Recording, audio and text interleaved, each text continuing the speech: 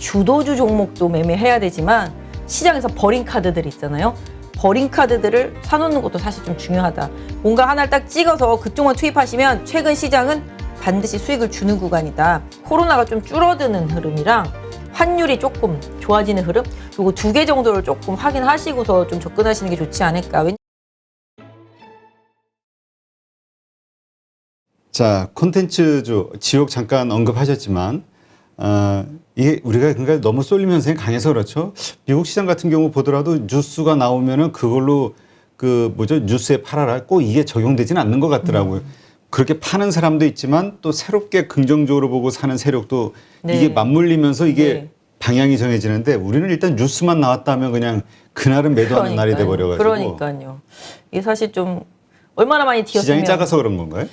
얼마나 많이 좀 뒤었으면 뒤어서 그랬어요. 그렇지. 그런 것도 있고 그다음에 뭐 대주주 양도세 과세 때문에 좀 계속 요새 나오는 물량들도 좀 많이 있어서 개별주들의 변동성이 그래서 더 많이 큰 것 같아요. 그래서 줄이려고 하는 뭐 벌써 올해만 해도 뭐 몇 배씩 수익 난 종목들이 많이 있으니까 뭐 그런 분들 같은 경우는 차익 실험 좀 매물 나오죠. 그래서 한 12월 초 중순까지는 좀 개별주들은 좀 고생하는 시기가 좀 많이 있어요. 그래서 그런 부분들 그래서 좀 개별주를 약간 좀 더 조심하셔야 되신다라고 좀 말씀을 드리고 뭐 아까 말씀드린 대로 사실 호재가 나면 호재를 호재로 받아들여야 되는데 호재를 거의 거꾸로 좀 악재로 받아들이면서 차익 실험 매물 던져버리니까 사실 상승장에서는 호재가 오픈되면 더 가고 더 가고 더 가잖아요. 그렇죠. 네, 근데 요새는 그렇지 않은 거 보면은 아직까지 우리 시장은 좀 눈치 보고 외국인들 좀 수급에 좀 연연하고 예, 그런 흐름도 왜냐하면 지금 달러 너무 강하니까 미국 같은 경우도 뭐 어제 조정 이슈만 보시더라도 이제 미 국채 금리 상당히 좀 급등하면서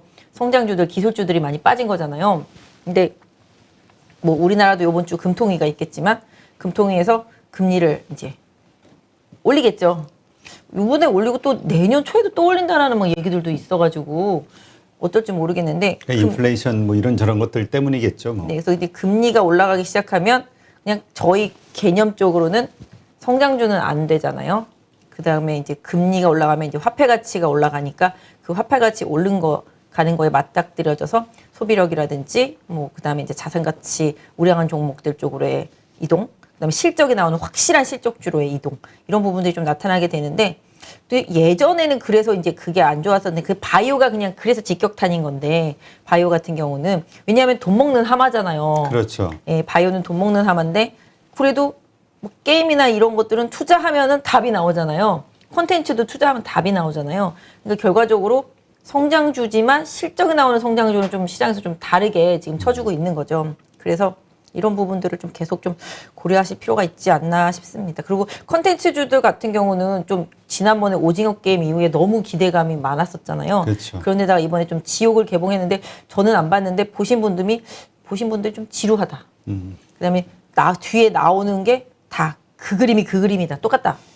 그래서 좀 그렇다. 뭐 얘기를 하시더라고요. 1편만 재밌다고 하시는 분도 있긴 하더라고요. 아, 그래요? 그 6편까지 있잖아요. 네. 네, 그래서 뭐 근데 이건 아무튼 다 호불호가 다 틀리니까 사람마다. 그렇죠. 근데 저는 이제 유튜브에서 짧게 이렇게 막 이렇게 정리해 놓은 거 이렇게 좀 봤는데 그냥 별로 막 이렇게 땡기는 스타일은 제 스타일. 저는 원래 좀 약간 공주 나오는 거 이런 거 좋아하기 때문에 애니메이션? 아니요.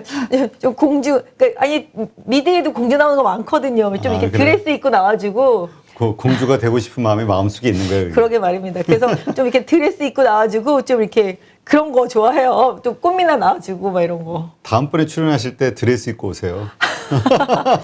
오늘은 공주 컨셉. 나중에 저희 뭐 그런 거 있잖아요. 할로윈데이 뭐 이런 거 있을 때 한번 겹치면 한번 알겠습니다. 한번 해보겠습니다. 자, 그동안 낙폭이 컸던 대형주들 가운데서 이제 또 좋은 모습 보였던 종목들이 있죠. CJ제일제당, SK. 이거 한번 좀 볼까요? 오늘 진짜 많이 올랐어요. 네. 그냥 차라리 차트를 보면서 말씀드려볼까요? 네, 그러죠. 사실 SK 같은 경우는 제가 예전에 좀 장기적으로 좀 좋게 보는 종목이어서 저는 장기적으로 좀 모아간다고 말씀드렸었는데 정말 이런 말씀 방송에서 해도 될지 모르겠지만 더럽게 안 갔거든요, 진짜. 그래서 저는 근데 마음을 먹었거든요. 그러니까 최태원 때문에 싫어하시는 분들도 많지만 그냥 SK에 대한 그 SK가 하고자 하는 그 투자의 방향성 이런 부분들이 맞다라고 생각을 했기 때문에 특히 뭐 오늘 나온 뉴스는 뭐 SK ENS 통해서 이제 분리수소 생산하는데 뭐 세계 최대로 하는 공장 이제 설치해가 만들어 가지고서 이제 블루수소 공급하겠다라는 얘기들도 있고, 뭐 미국에서 뭐 내놓으라는 좋은 회사들 4차 산업혁명이라든지 최근 시장 트렌드에 맞는 종목들 많이 투자를 해놓고 있잖아요. 근데 요번에 이제 SK하고 SK 머티리얼즈가 합병을 하잖아요. 네. 근데 합병을 하게 되면은 이제 주식수가 늘어나잖아요. 그럼 그 주식수가 늘어나는 것만큼 MSCI 지수 이머징 그 지수 안에서의 이렇게 크기가 커져서 그 MSCI 지수 내에서 더 편입을 많이 해야 된다고 그러더라고요. 그래서 그 이슈가 조금 포함이 되면서 많이 올랐고 또 배당도 엄청 많이 주고 사실 배당 진짜 많이 주거든요. 제가 생각할 때는 예전에 한 8,000원? 막 그 정도 많이 줬던 것 같아요. 올해 얼마 줬지는 모르겠는데 한번 차트 한번 볼게요. 그래서 네 오늘 그냥 한 방에 그냥 장대 양봉으로 뽑았잖아요. 거래량도 실리고. 네, 거래량도 실리고. 근데 제가 항상 말씀드린 여기 음봉, 인봉 두 개 있었는데 이 음봉 다 먹었거든요. 지금 양봉으로. 그래서 들었다 놨다 하면서 양봉으로 먹었어요. 그래서 아까 말씀드린 대로 MSCI 지수, 이머징 포트 안에서 비중이 올라가는 부분들 합병과 관련돼서 이 부분이 조금 효과를 좀 봤고요. 뭐 최근 트렌드가 그냥 낙폭과대주들 좀 돌아가면서 한 바퀴씩 올려주는 게 뭐 고맙기도 하고 그렇기는 해요. 왜냐면 보시면 LG노텍 요새 정말 최고입니다. 엄청나게 많이 올랐거든요. LG노텍. 그 다음에 뭐 LG전자도 한번 올라왔죠. 그 다음에 삼성전기 많이 올라왔죠. 그런 식으로 좀 급락한 대형주들한테 기회가 계속 좀 제공되는 모습인데 SK 같은 경우는 아까 말씀드린 대로 이제 블루수소 생산에 대한 기대감, 그 다음에 이머징, 그러니까 MSCI 지수 이머징 내에서의 이제 머티리얼즈와의 합병으로 인해서 또 볼륨이 커지면서 그 부분에 대한 수급적인 부분들이 더 들어오는 부분들 이런 부분들이 좀 영향을 줬다라고 보실 수가 있겠습니다. 오늘 보면 외국인 많이 샀잖아요. 네, 지금 보시면 외국인 많이 사고 연기금 많이 사고 사모펀드는 팔았지만 투신도 담았습니다. 개인들은 이제 이때를 이용해서 많이 팔았죠. 매매 잘하시네요. 여기 보니까 24만 원대 사서 여기 26만 원대 파셨네요. 개인 투자자분들. 사실 이게 또 먹히는 시장입니다. 최근 시장이. 그래서 요새는 시장 트렌드가 두 개로 저는 손님들한테 말씀드려요. 주도주 종목도 매매해야 되지만 시장에서 버린 카드들 있잖아요. 버린 카드들을 사놓는 것도 사실 좀 중요하다. 그게 소위 이렇게 뭐 낚시질은 아니지만 진짜 너무 형편없이 빠지고 기업가치 이하로 빠진 종목들도 많고 이런 종목들은 오히려 저가권에서 뭔가 굿뉴스만 나와주면은 빠르게 세게 강하게 올라오거든요. 그때 트레이딩 매매를 하셔도 되니까 좀 많이 빠진 종목도 한번 계속 조금 발에 채이는 종목들 좀 찾아보시는 전략도 계속 드리는데 SK 같은 경우는 제가 좀 많이 좋아하는 종목이지만 저는 좀 갖고 갈 생각이기는 해요. 뭐 또 변동성이 나와서 혹시라도 내려오면 더 살 생각도 사실은 있다라고 좀 봐주시면 좋겠는데 지금 상황으로서 봤을 때는 아직까지 추세는 많이 못 돌렸잖아요. 네. 그러니까 저희가 추세를 돌리는 방법이 여러 가지가 있잖아요.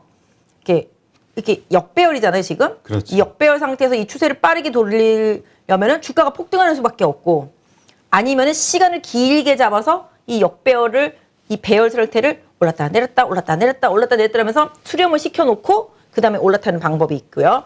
최근에 그 지난주에 종목 상담했었던 그 PI 첨단 소재가 급등하면서 확 꺾은 상태가 되겠습니다. 그래서 지금 보면은 SK도 뭐 일단은 21선을 넘어서면서부터 강하게 올랐기 때문에 이제 21선이 좀 터닝할 준비를 하고 있다. 이제 역배열 상태이기 때문에 변동성이 좀 있을 것 같은데요.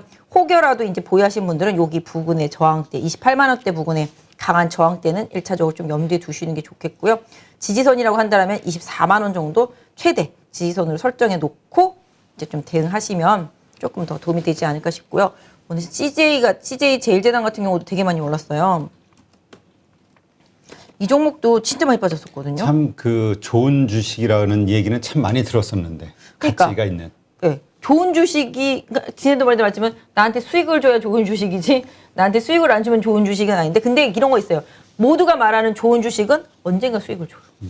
네. 그리고 제가 아까도 말씀드렸잖아요. 그냥 한 우물만 파라고. 그러니까 뭐든지 좀 한 우물만 팠으면 좋겠어요. 그러니까 아까 말씀드린 대로 오늘은 이거, 오늘은 저거 막 이렇게 왔다리 갔다리 하지 마시고 뭔가 하나를 딱 찍어서 그쪽만 투입하시면 최근 시장은 반드시 수익을 주는 구간이다라고 보시면 좋겠습니다. 그래서 오늘 CJ 제일제당 같은 경우도 뭐 PHA 사업 이쪽에 대한 기대감이 부각이 되면서 강하게 올라왔습니다. 역시 좀 거래가 실려줬죠.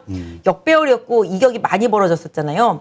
역배열 종목을 매매하실 때 제일 중요한 거는 이격도가 많이 벌어진 거.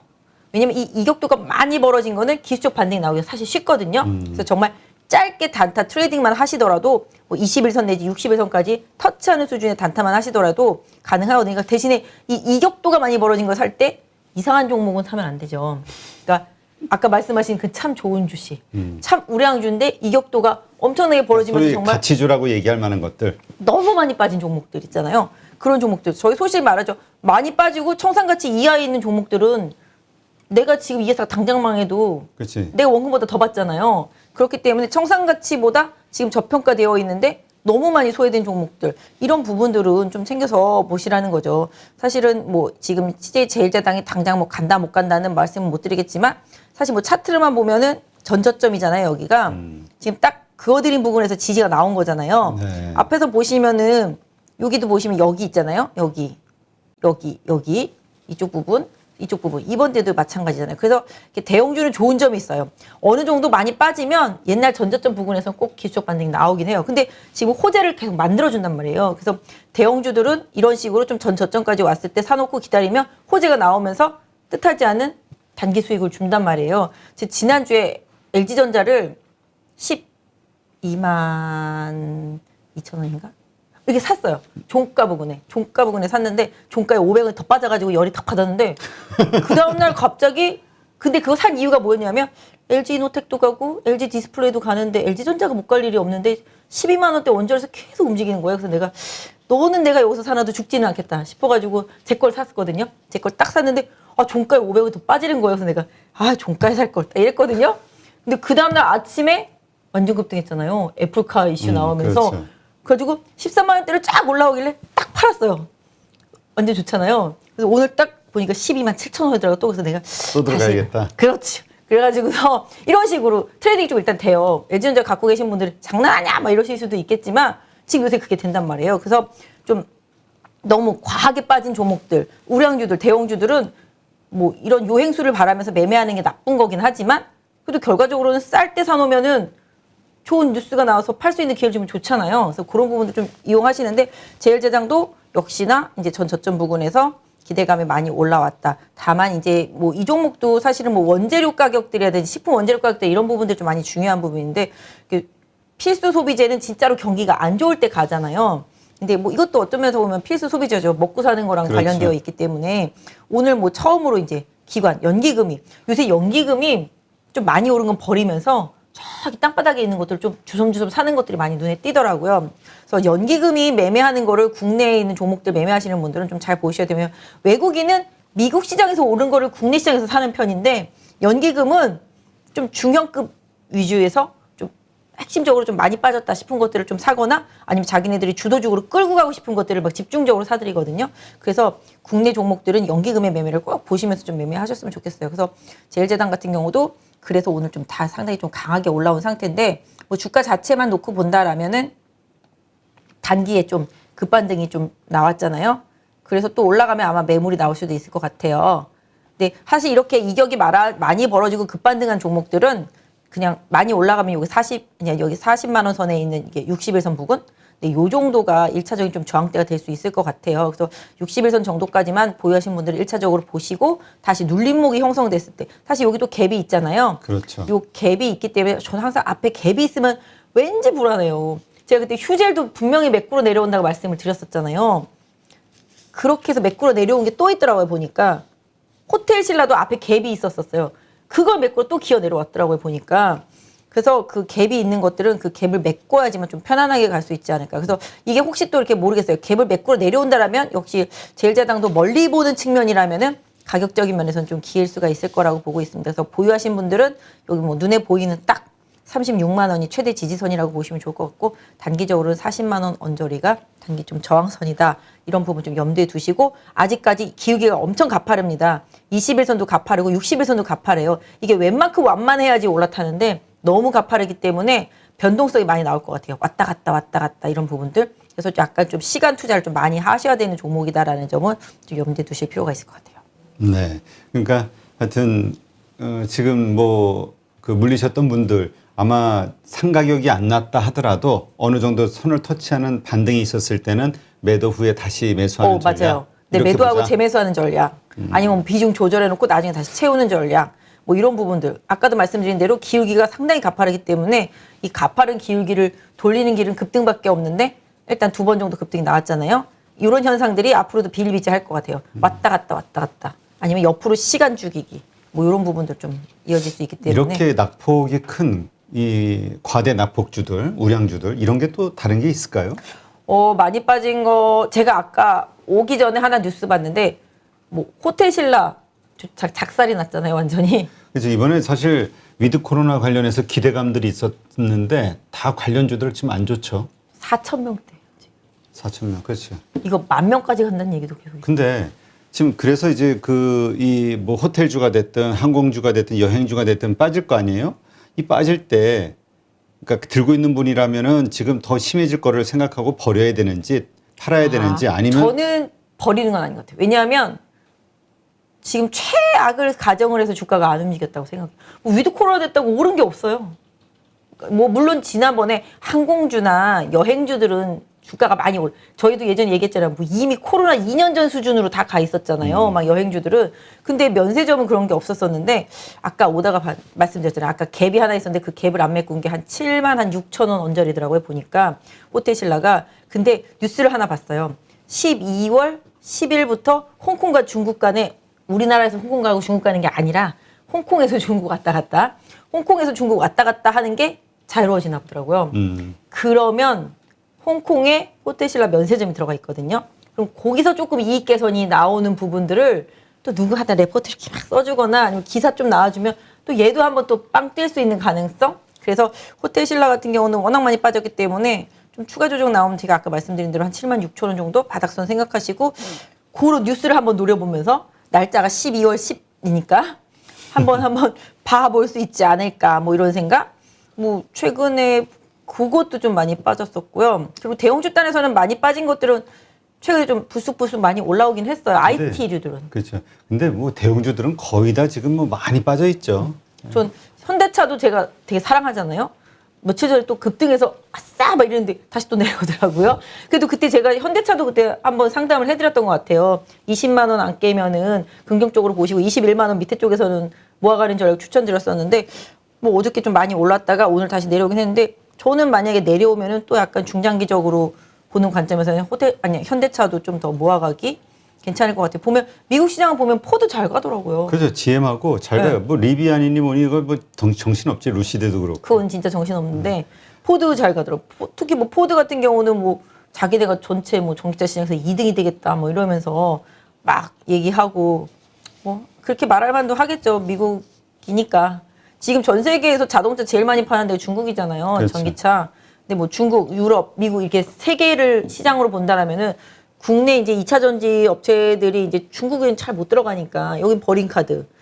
현대차도 여긴 거의 버린 카드인데 현대차 애널리스트 말은 그러니까 자동차 애널리스트 말은 현대차가 이제 중국에서 어느 정도 이제 선전을 해주냐가 나중에 좀 주가에 있어서 좀 중요하다라고 말을 해주는데 지금 유럽이라든지 미국은 좋아질 거라고 보는 거죠. 그럼 뭐 미국 내도 마찬가지예요. 근데 바이든 때문에 또 미국 업체들한테 더 유리하긴 하지만 그래서 모든 제품을 다 지금 미국에서 생산해야 되는 상황이 돼버린 거잖아요. 그렇죠. 네. 그러니까 뭐 현대차도 전기차 미국에서 생산한다고 그러고 다 마찬가지예요. 삼성전자도 미국 가서 반도체 생산하는 거고. 그러니까 이게 좀 국내 업체로 보면은 좀 사실은 좀 안타깝죠. 왜냐면 국내에서 일자리 창출이 안 되고 자꾸 미국으로 가게 되니까. 저 미국이나 뭐 유럽 이렇게 다 가게 되고 중국 가게 되고 막 이렇게 되니까 그렇게 좀 아쉽기는 한데 뭐 그쪽 대통령의 의지가 그러하니 어쩔 수 없는 상황인데 그래서 그 기업들이 이제 해외에 가서 좀 잘 되면 그나마라도 좀 다행이긴 해요. 그래서 아무튼 자동차 쪽도 아까 말씀드린 대로 중국이 제일 큰 시장이지만 국내 업체들이 뭐 정말 힘을 하나도 못 쓰고 있기 때문에 그 부분이 조금 불편하지만 미국 시장에서는 기회가 좀 있으니까. 근데 또 미국에서도 마찬가지잖아요. 미국에서 그 무슨 노조에 가입한 자동차 회사에서 만든 자동차만 보조금 준다고 그래가지고 정말 치사하고 더러워서 진짜. 근데 또 입장 바꿔 생각하면 우리는 뭐 그렇게 되면 근데 우리는 역차별이 되게 많다고 그러더라고요. 오히려 외국 업체들한테는 오히려 외국 업체들한테는 많이 오픈되는데 국내 업체들만 막 이렇게 하는 게 있어서 오히려 좀 역차별이 많아서 국내 기업들이 거꾸로 피해보는 케이스들도 상당히 좀 많은데 좀 그런 측면에서 보면 좀 국내도 좀 근데 좀 그런 것 같아요. 나라가 좀 힘이 없다 보니까 그렇지. 우리는 뭐 수출로 먹고 살고 거기는 네. 그러니까 손님이니까 그쵸. 돈을 그러니까 주는 사람이 뭐 맞아요. 고객이 왕이죠, 뭐. 그것도 그렇고 좀 힘이 너무 좀 아쉽더라고요 보니까. 일단 그 우리 지금 잠깐 얘기했지만 위드 코로나 리오프닝주들 그 항공주 한번 좀 볼까요? 아시아나 항공하고 이게 아까 우리 라이브 채팅방에서, 방송에서 네. 나왔던 고민이었는데 아시아나 항공 한번 좀 보죠. 저 아까 딱 그 얘기하신 게 생각. 저 아는 이사님이 있는데 저희 회사에 본인 손님이 아시아나 많이 먹었다고 막 자랑하고 안 팔았는데 지금 다시 원위치 됐다고. 그렇게 수익이 났을 때 좀 챙겨야 되는데 사람들은 이제 더 많이 오를 걸 기대하죠. 네, 수익 많이 났다고 좋아하셨었는데 원위치 됐다고. 저도 사실 이거 되게 안타까운 종목이에요. 저는 이쪽에서 사가지고 많이 내렸네. 네, 저는 이쪽에서 사가지고 거래 정지 쭉 당했다가 네. 이렇게 해서 팔았거든요. 너무 일찍 파는 게 문제였어서 이만큼 올라온 것도 기적이다 그랬었는데 여기까지 갔었잖아요. 그렇죠. 근데 결론적으로 이제 직전 고점을 간 거잖아요.